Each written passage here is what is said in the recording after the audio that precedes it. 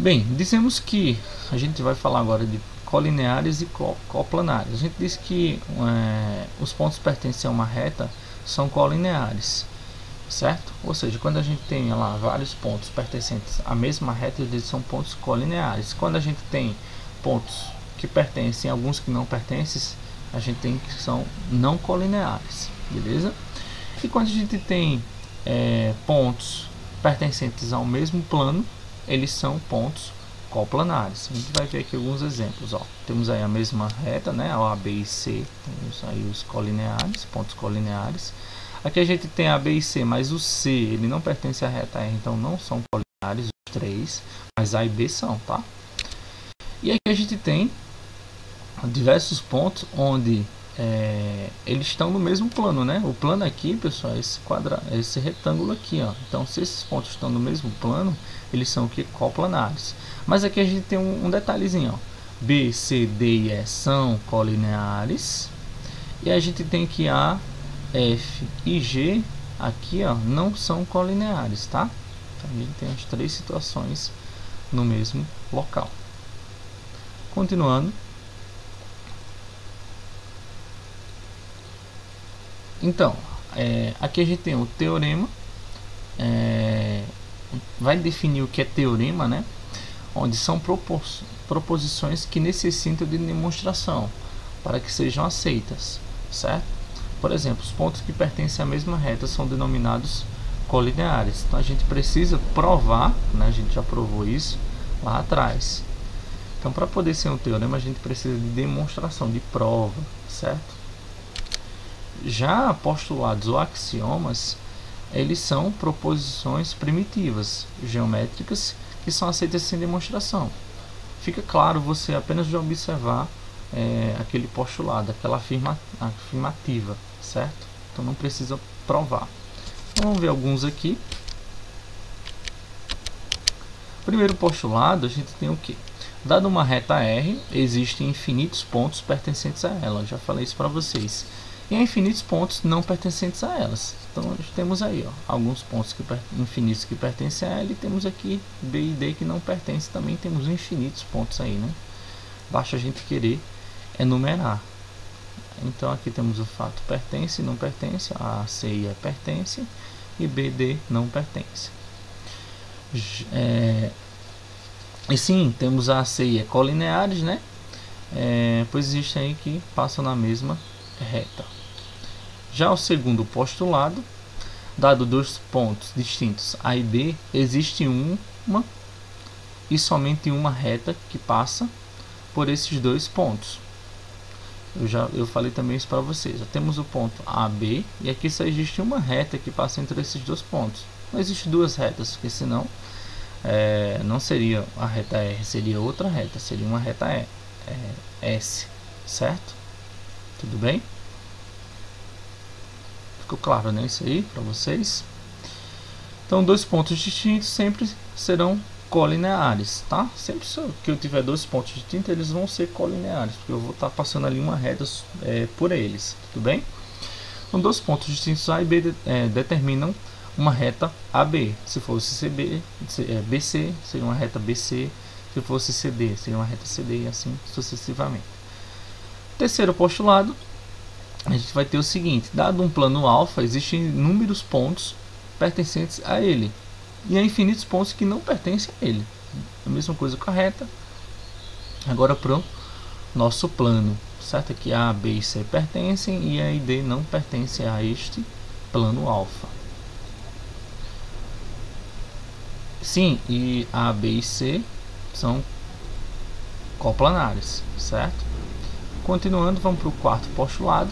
Esse é muito importante. Dados três pontos distintos A, B e C não pertencentes à mesma reta, ou seja, não colineares, existe um único plano alfa que passa por esses três pontos. Bem, eles não são colineares aqui, ó. Vejam, entre si. Porém, eu tenho um plano aqui que eles três pertencem, tá, pessoal? Então esse postulado ele fala que se eu tiver três pontos que não sejam colineares, embora isso eu vou ter um plano, né, onde esses três pontos estão localizados, certo? Tá aqui o plano, esses 3 pontos localizados dentro deles. Continuando, teremos agora o seguinte, o quinto postulado. O quinto postulado é se 2 pontos distintos A e B pertencentes a um plano alfa, então a reta R que passa, né, eu tenho uma reta R relacionada pelos pontos A e B, está contida em alfa. Vamos observar, olhem só, quando eu tenho os pontos A e B, eu tenho sim uma reta R passando entre os 2 pontos. A gente já até respondeu nessa, foi a segunda questão lá. Temos aqui, ó, 2 pontos e temos uma reta R passando entre eles. Então a gente tem um plano alfa aqui relacionado, tá? Essa reta R está dentro desse plano alfa, que é postulado 5. Agora a gente vai para o nosso primeiro teorema, certo? Que fala: existe um único plano alfa que contém uma reta R e um ponto A não pertence a ela, onde esse ponto A não pertence à reta R. Estamos aqui, ó, a reta R, certo, pertencente ao plano, e um ponto A pertencente ao plano. E esse ponto aqui não precisa pertencer à nossa reta. A gente precisa o quê? Provar isso, certo? Como a gente faz para provar? A demonstração é o seguinte: considerando uma reta R, 2 de seus pontos que chamamos de B e C, e um ponto A que não pertence à reta R. Então a gente vai ver agora a figura. Olhem só. A reta R, os pontos C e B em cima dela e um ponto A aqui, ó, solitário. Certo? Então está aqui provado esse teorema.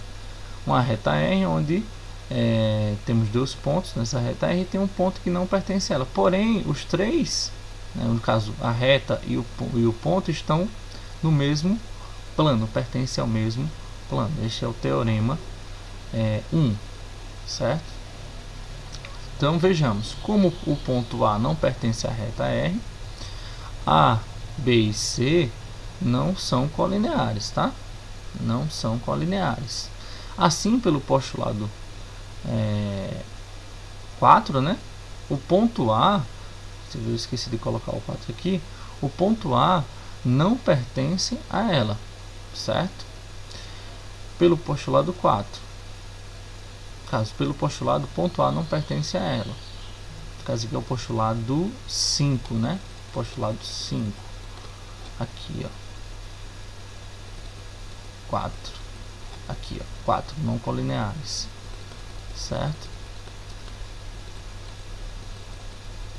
Agora, ele vai considerar o seguinte. Vamos para o teorema 2. Esqueci de colocar aqui o 2. Esse é o segundo teorema, tá, pessoal? Corrijam aqui, teorema 2. Temos aí, com base na demonstração do teorema 1 e no postulado 4, a gente viu lá, a gente tem o seguinte, ó, podemos fazer as seguintes considerações. 3 pontos não colineares determinam um plano. Sim, se eu tiver 3 pontos colineares, eu vou ter um plano ali relacionado, um plano alfa relacionado, um plano π relacionado, certo? Uma reta e um ponto que não pertence a ela determinam um plano.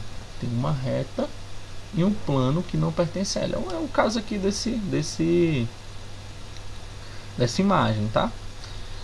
E ela já termina um plano, correto também.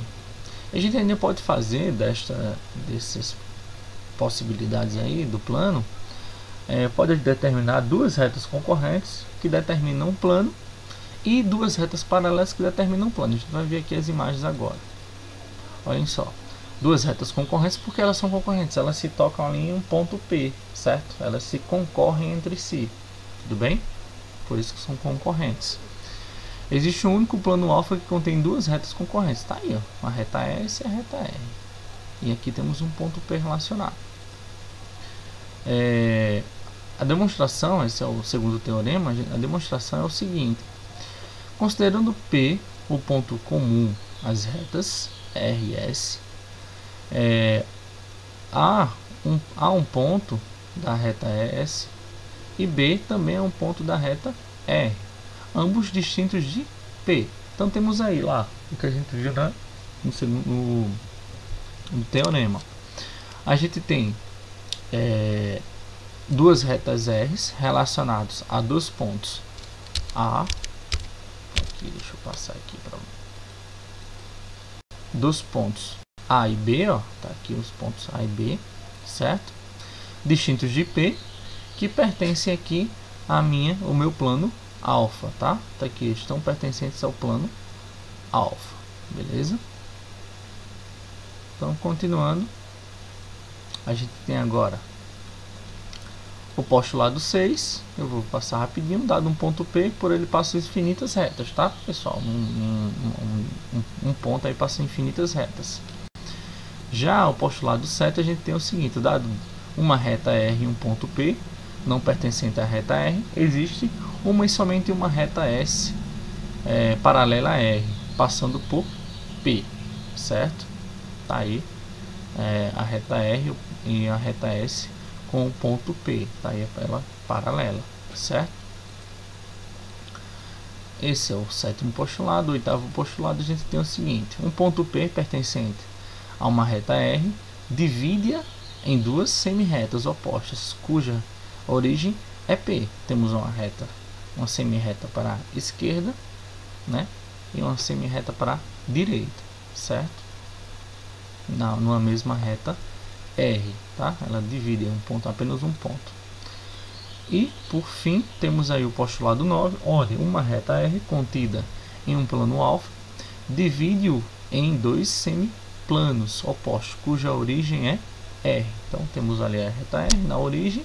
Para a direita temos um semiplano e um semiplano à esquerda, certo? Porque semi, né? Metade, tá, pessoal? A gente dividiu aí no meio.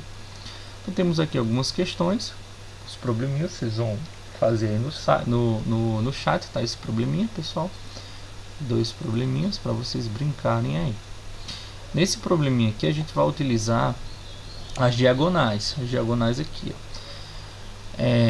O número de diagonais vai ser o seguinte, vai ser D igual a N vezes, abre parênteses, N menos 2, fecha parênteses, tudo isso dividido para 2, tá? Dessa maneira vocês vão saber aí que é para um triângulo convexo, tá? É o número diagonal as diagonais de um triângulo convexo, tudo bem? Então vocês vão tentar fazer aí essas questões, certo? Aqui a gente finaliza a nossa aula de hoje. Espero que tenham compreendido aí o conteúdo. Qualquer dúvida, voltem ao conteúdo, revejam, leiam devagar, porque requer bastante leitura e atenção, certo? Eu agradeço a atenção de vocês e até a próxima aula.